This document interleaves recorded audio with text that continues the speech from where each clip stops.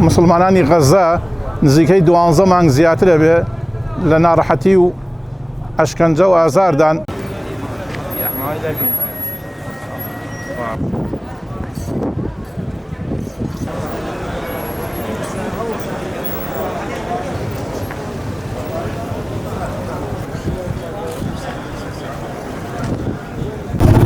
سەبارەت بە ئەم بیرۆکەی من لەو کاتەوەی کە مسلمانانی غەزە نزیکەی 12 مانگ زیاترە بێ لە ناڕەحەتی و ئەشکەنجە و ئازاردان، من ئەم بیرۆکەیان بۆ هات ئێستا کە ئاگربەس ڕاگەیەنراوە.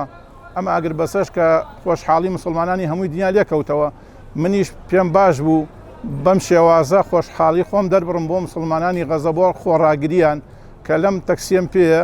ئیشوکاری منەوە تەکسیە، لەو تەکسیم نووسیوە بە بۆنەی خۆڕاگری و سەرکەوتنی مسلمانانی غەزەوە ئەم تەکسیە بێ بەرامبەرە.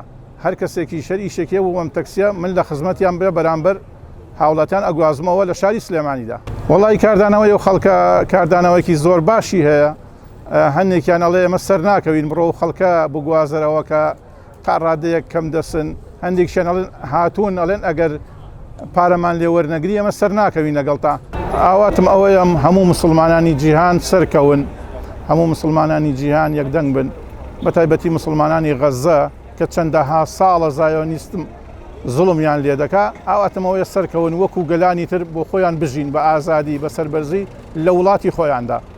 تاکە ئاواتی من ئەوەیە لە دنیادا. دوای 7 ئۆکتۆبەرەوە کە ئەو زوڵمەی لە مسلمانانی غەزە کرا لەلایەن زایۆنیزمەوە، یەکەم دڵخۆشی من ئەوە بوو کە ئەو ئاگربەسە ڕاگەیەنرا.